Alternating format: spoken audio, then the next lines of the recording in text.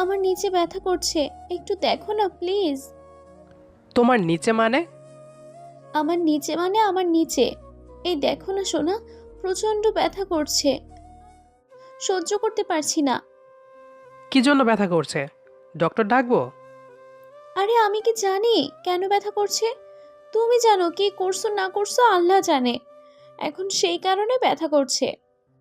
আমি আবার কি করলাম? কিছু হইলেই সব দোষ আমার হয়ে যায়। এখন ওয়েট করো, তুমি ডক্টরকে কল করছি। তানভীর পকেট থেকে ফোনটা বের করতেই নীলা ছোঁ মেরে তানভীরের থেকে ফোনটা কেড়ে নিল। তানভীর একটু অবাক হয়ে নীলাকে উদ্দেশ্য করে বলল, এটা কি হলো? তুমি ফোনটা নিয়ে নিলে কেন? এখন ডক্টরকে কল না করলে ব্যথা কমবে কিভাবে? আরে ডক্টরকে ডাকতে যাচ্ছে কেন? আমার কি কোনো লজ্জা নেই ডাক্তারের সামনে? ছি ছি ছি, কি একটা বাজে কথা, আল্লাহ। আরে তুমি কী সব বলছো? ডক্টরকে দেখাতে সমস্যা কি? এটা তো মহিলা ডক্টর, তাই না? উনি চিকিৎসা না করলে তুমি ঠিক হবে কি করে? তুমি আছো না, তুমি ঠিক করে দাও। আমি কি ডক্টর নাকি যে আমি ঠিক করে দিতে পারবো? হ্যাঁ, যে কষ্ট দিয়েছে তার দায়িত্ব কষ্টটা লাঘব করা। সো তুমি ঠিক করবে, মানে তুমি ঠিক করবে। আমি কোনো ডাক্তারের কাছে যেতে পারবো না, মানে পারবো না। এটা কেমন কথা? আচ্ছা দেখি চেষ্টা করে ঠিক করা যায় কি না। জি আসো, আমি শুয়ে পড়েছি। নীলা কথাটা শেষ করতেই বিছানায় গা এলিয়ে শুয়ে পড়ল। তানভীর নীলার দিকে অবাক দৃষ্টিতে তাকিয়ে আছে। আসলে তানভীর মনে মনে এটা আজ করতে পারছে, নীলার আসলে কোনো ব্যথা নেই, সে শুধু শুধু এমন বায়না করছে। তবে কিছু করার নেই, কারণ এটা তার মনের ভাবনা, এটা মিথ্যাও হতে পারে। কিন্তু নীলাকে দেখে মনে হচ্ছে না তার কোনো কষ্ট হচ্ছে। তানভীর দাঁড়িয়ে দাঁড়িয়ে নীলাকে নিয়ে বিভিন্ন চিন্তা করছে। নীলা তানভীরকে থ মেরে দাঁড়িয়ে থাকতে দেখে তানভীরকে উদ্দেশ্য করে বলল, কি গো, ওখানে দাঁড়িয়ে থাকবে? এখানে কি আসবে না? ব্যথাটা মনে হচ্ছে বেড়ে গেছে গো। নীলার কণ্ঠে তানভীরের ঘোর কাটল। তানভীর নীলাকে উদ্দেশ্য করে বলল, হ্যাঁ আসছি। তানভীর কথাটা বলতেই নীলা পাশে বিছানায় বসে পড়ল। তানভীর নীলার দিকে তাকাতেই নীলা তানভীরের চোখের ওপর থেকে নিজের দৃষ্টি নামিয়ে নিল। তানভীর মুচকি হাসি দিয়ে নীলার আঁচলটা পেটের ওপর থেকে সরিয়ে দিল। আঁচল সরিয়ে দিতে গিয়ে তানভীরের হাতের স্পর্শ নীলার নাভিতে লাগলো। হাতের স্পর্শ পেতেই নীলার পুরো শরীর মুচড়ে উঠল। নীলা প্রবল আবেশে নিজের মুখ থেকে বের করল মৃদু চিৎকার। তানভীর আস্তে করে নীলার পেটের ওপর হাত রাখতেই নীলাব ফিসফিস করে বলে উঠল, আরে কোথায় হাত দিচ্ছ? আমার ব্যথা করছে কোমরে, পেটে না। সারাদিন শুধু দুষ্টুমি করার ইচ্ছা থাকে তাই না? ফাজিল একটা। নীলার কথায় কিছুটা অবাক হয়ে তানভীর বলল, তুমি না বললে নিচে? হ্যাঁ নিচেই তো, মানে কোমরের একটু নিচে। নীলার দুষ্টু হাসি দেখে তানভীরে বুঝতে আর বাকি রইল না যে নীলা একটা বাহানা করেছে।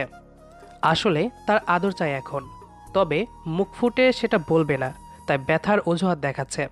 তানভীর আলতো করে নীলার কোমর ধরে নীলাকে ঘুরিয়ে নিল। তারপর নীলার কোমরের ওপর হাত রাখল। নীলা পরম আবেশে তানভীরের হাত ধরে ফেলল। তানভীর নীলার কম্পনে নিজের মধ্যে একটা ব্যাকুলতা অনুভব করল। নিজের স্ত্রীর প্রতি তানভীর সর্বদা দুর্বল। তানভীর তার কোমল হাতে নীলার কোমরে হাত বুলিয়ে দিচ্ছে। নীলা নিজের ঠোঁট কামড়ে ধরে আছে। তানভীরের স্পর্শে সে প্রচণ্ড সুখ অনুভব করছে। কিছু সময় তানভীর নীলার কোমরে হাত বুলিয়ে দিয়ে হঠাৎ করে নীলার কোমরে হাত বুলিয়ে দেওয়া অফ করে দিল। তানভীর থেমে যেতেই নীলা বেশ অবাক হয়ে বলে উঠল, কি গো, থামলে কেন? ভালোই তো লাগছে, হাত বুলিয়ে দাও। নীলার কথা শেষ হতেই তানভীর নিজের গোলাপি রঙের ঠোঁটজোড়া নীলার কোমরে ছুঁয়ে দিল। তানভীরের ঠোঁটের স্পর্শ পেতেই নীলা মুচড়ে উঠল। ভীষণ রকম কেঁপে উঠল নীলা। তানভীর নীলার কম্পনে কম্পিত হলো। তানভীর নীলার কোমরে গভীর চুমু খেল। নীলা নিজেকে আর নিজের মধ্যে রাখতে পারল না। তানভীরের দিকে মুখ ঘুরিয়ে তাকিয়ে নীলাব তানভীরকে নিজের বুকে টেনে নিল। তানভীর পরম আবেশে নীলাকে শক্ত করে জড়িয়ে ধরতেই নীলা তানভীরের ঠোঁট জোড়া নিজের ঠোঁট দিয়ে চেপে ধরল। নীলা আর তানভীর একটা ঘোরের মধ্যে চলে যায়। তানভীর নীলার ঠোঁটে কিছু সময় চুমু খেতেই হঠাৎ করে তানভীরের ফোনটা বেশ শব্দ করে বেজে উঠল। তানভীরের বিন্দুমাত্র কলের দিকে ভ্রুক্ষেপ নেই, কিন্তু ফোনটা একের পর এক বেজেই চলেছে। তানভীর আর নীলা দুজনেই বেশ বিরক্ত হলো।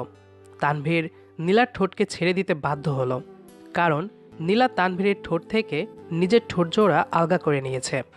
তানভীর নীলার দিকে প্রশ্নসূচক দৃষ্টিপাত করতেই নীলা মৃদু কণ্ঠে বলল, তোমার কল এসেছে তানভীর? হুম। তানভীর নীলার পাশ থেকে ফোনটা হাতে নিতেই ফোনের স্ক্রিনে দেখতে পেল আলিশা কল করেছে। আলিশা হলো তানভীরের ফুফাতো বোন। এই আলিশাকে নীলা একটু সহ্য করতে পারে না। তানভীর নীলার দিকে তাকিয়ে মুচকি হেসে বলল, 1 মিনিট, আমি আসছি। তানভীর কথাটা শেষ করতেই বিছানা থেকে উঠে পড়ল। ফোনটা নিয়ে তানভীর চলে গেল ব্যালকনির দিকে। নীলা তানভীরের দিকে প্রশ্নসূচক দৃষ্টিতে তাকিয়ে আছে। নীলা ভাবছে কে কল করেছে, যার জন্য তানভীরকে বারান্দায় যাওয়ার প্রয়োজন পড়ল। কথাটা ভাবাচ্ছে নীলাকে। ব্যালকনিতে গিয়ে তানভীর কলটা পিক করলো। কলটা পিক করতে ওপাশ থেকে আলিশা বলে উঠল, ওই, এতক্ষণ লাগে কলটা ধরতে? কি করছিলে এতক্ষণ? না, ও একটু কাজে ছিলাম। বল কি হয়েছে? তুই গাড়ি নিয়ে এখনই এয়ারপোর্টে চলে আয়, আমি এয়ারপোর্টে বসে আছি। তুই এয়ারপোর্টে মানে? আমেরিকা থেকে কবে ফিরলি? আজকের ফ্লাইটে ফিরেছি। ভাবলাম তোদের সারপ্রাইজ দিব, তাই আগে থেকে কিছু জানাইনি। এখন বল কেমন লাগলো সারপ্রাইজটা? ধুর, তুইও না। আচ্ছা, 10 মিনিট ওয়েট কর, আমি আসছি। না, 20 মিনিট ওয়েট করেছি, আস্তে ধীরে আয়। আলিশা হঠাৎ করে আবার কেন এলো? বিধাতা জানে আবার কি ঝামেলা আমার জন্য অপেক্ষা করছে। আনমনে কথাটা বলল তানভীর। তানভীর ফোনটা রেখে পিছনের দিকে ফিরে তাকাতেই চমকে যায়। তানভীর পিছনে ফিরে দেখতে পেল নীলা দাঁড়িয়ে আছে তার পেছনে। নীলার চোখে চিন্তা ও বিরক্তিকর ছাপ স্পষ্ট। তানভীর নীলাকে উদ্দেশ্য করে একটু কাপা গলায় বলল, এখানে দাঁড়িয়ে আছো যে, কিছু কি বলবে? কেন, আমার এখানে দাঁড়িয়ে থাকতে কি কোনো সমস্যা, নাকি এখানে দাঁড়িয়ে থাকাটা আমার জন্য বারণ? ওহ নীলা, কামন, এমন করে কথা বলছো কেন মেরি জান?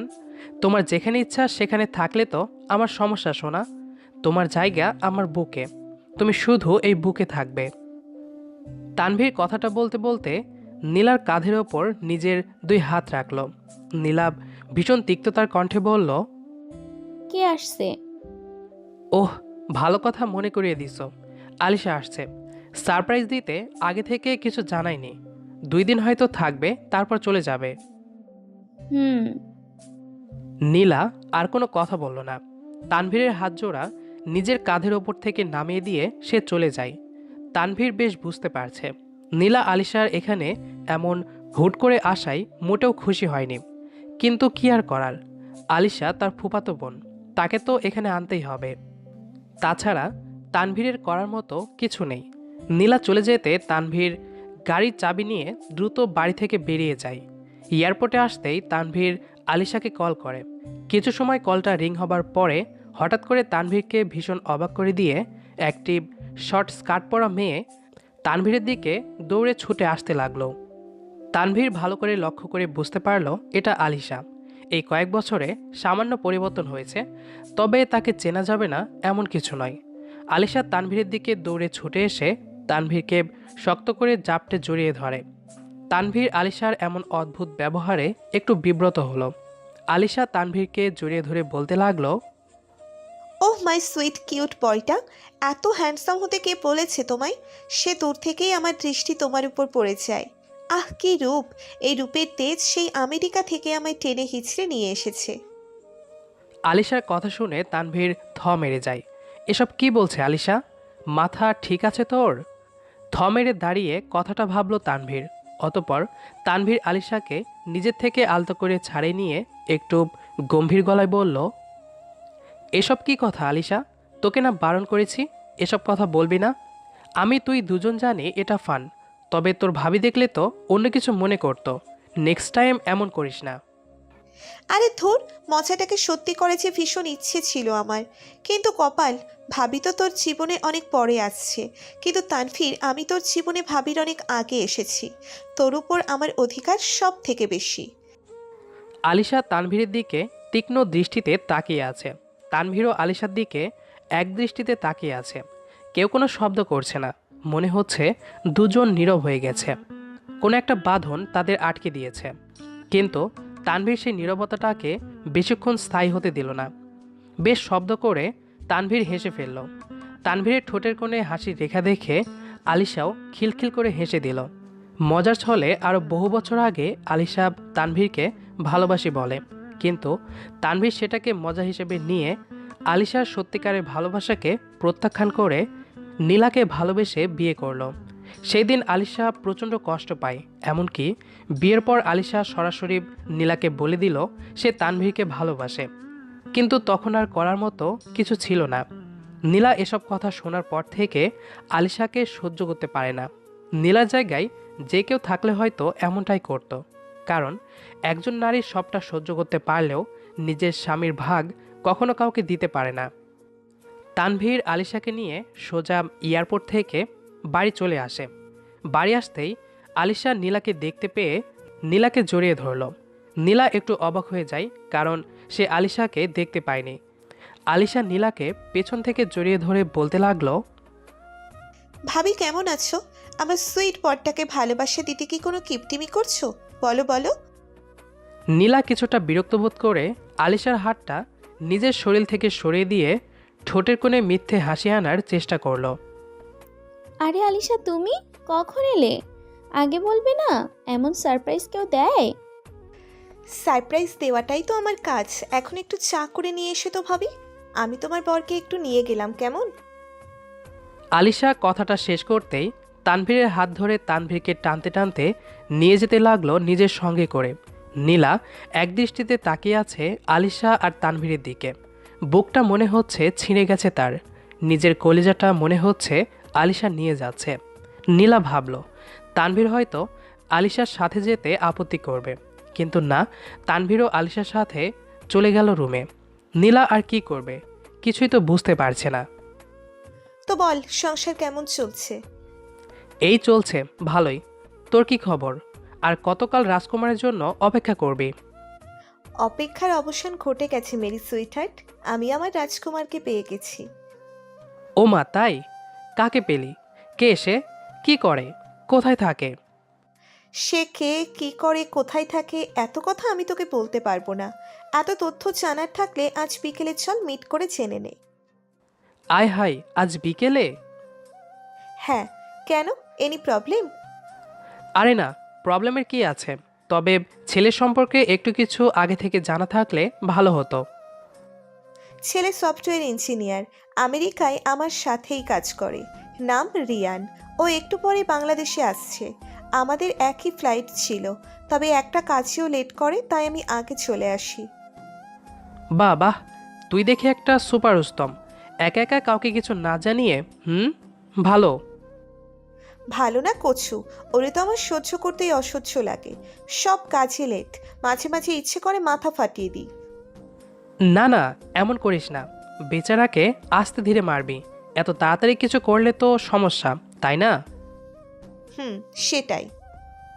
আলিশা কথাটা শেষ করতে তানভীর আলিশার গালের ওপর হাত রেখে গাল টেনে দিয়ে বলতে লাগলো, আমার ছোট্ট পাখিটারও বিয়ে হয়ে যাবে। তানভীর কথাটা বলতে আলিশা হেসে ফেলল। হঠাৎ করে তানভীরের কানে ভেসে আসে নীলার গলা শব্দ। নীলা দরজার ওপারে দাঁড়িয়ে থেকে বলল, আসবো? নীলার কণ্ঠস্বরটা শুনে তানভীর চমকে গেল। নীলার দিকে দৃষ্টিপাত করতেই তানভীর দেখতে পেল নীলার চোখ মাটির দিকে, আর ভীষণ লাল হয়ে আছে তার চোখ। তানভীর মুখ থেকে কোনো শব্দ বের করল না। নীলা আসতেই আলিশা বসা থেকে দৌড়ে নীলার হাত থেকে চায়ের প্লেটটা আগিয়ে নিয়ে অন্য হাত দিয়ে নীলাকে জড়িয়ে ধরে নিজের সাথে করে বসিয়ে দিল। নীলা কোনো কথা বলছে না। তানভীর বেশি রেগে গিয়ে ভারী কণ্ঠে বলল, এসব কি নীলা? আমি বুঝতে পারলাম না, এমন করে অনুমতি নেওয়ার কি আছে? আজ বিকেলে আমরা রিয়ানের সাথে দেখা করতে যাব। রিয়ানের সাথে আলিশার বিয়ে ঠিক করতে হবে। আশা করি তুমি যাবে আমার সাথে। তানভীর কথাটা বলে রাগে গজগজ করতে করতে চলে যায়। আলিশারও ফোনটা শব্দ করে বেজে উঠল। রিয়ান হয়তো কল করেছে। নীলা বোকার মতো বসে আছে। সে কি ভেবেছে আর কি হয়ে গেল কিছুই সে বুঝতে পারল না। আমি নিজের মনের সন্দেহ থেকে আমার তানভীরকে নিয়ে আলিশার সাথে আবার। তানভীর তো বেশ রেগে গেছে। এখন কি হবে? কথাটা আপন মনে বলল নীলা। নীলা কথাটা শেষ করতেই বসা থেকে উঠে দাঁড়িয়ে পড়ল। দৌড়ে ছুটে যায় তানভীরের পেছন পেছন। পেছন থেকে নীলা তানভীরকে শক্ত করে জড়িয়ে ধরে। তানভীর কোনো প্রতিক্রিয়া দেখালো না। নীলা তানভীরকে উদ্দেশ্য করে বলল, আমায় ক্ষমা করে দাও, আমি আর কখনো এমন করব না। সত্যি বলছি, অনেক ভালোবাসি তোমায়। তোমার ভাগ আমি কখনো কাউকে দিতে পারবো না। পাগলিটা আমার। ভালোবাসা কখনো সন্দেহ থেকে সৃষ্টি হয় না। সন্দেহ অনেক সুন্দর সুন্দর সম্পর্ককে নষ্ট করে দেয়। বেঁচে থাকুক এমন সব ভালোবাসাগুলো। আমাদের আজকের গল্পটি আপনার কাছে কেমন লেগেছে সেটি অবশ্যই কমেন্ট করে জানাবেন। ভিডিওটি যদি ভালো লেগে থাকে তাহলে অবশ্যই বন্ধুদের সাথে শেয়ার করবেন। দেখা হবে আবারও নতুন কোনো গল্প নিয়ে। সে পর্যন্ত আমাদের সাথেই থাকুন। ধন্যবাদ সবাইকে।